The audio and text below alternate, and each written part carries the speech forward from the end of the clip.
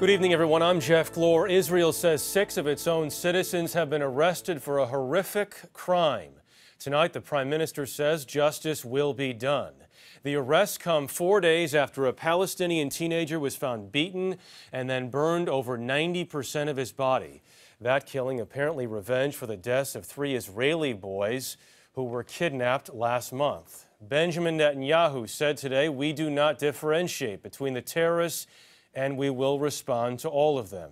We begin with Alex Ortiz in Tel Aviv. The battle between Palestinian youth and Israeli security forces is now in its 5th day, and there's no sign the unrest is letting up, with Palestinian crowds still angry about the abduction and killing of 16-year-old Mohammed Abu Khader. He was burned alive. Israeli police have arrested 6 Jewish suspects for questioning in what they believe is a hate crime. And Prime Minister Benjamin Netanyahu today vowed the perpetrators of Mohammed's horrific murder will face the full weight of the law.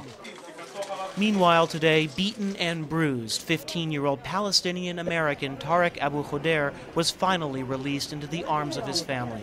He was arrested last week as riots raged in East Jerusalem. Tell me what happened. I was standing watching the protest. There were 2-3 specialized cops with equipment, and they were running at me.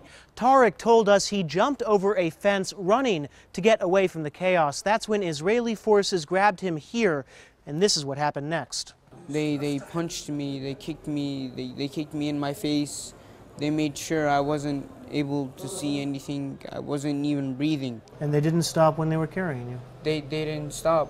They were carrying me and still kicking me and punching me, even when I was unconscious. Okay. Though exhausted and injured, Tarek is now safe, but haunted by the death of his cousin Mohammed.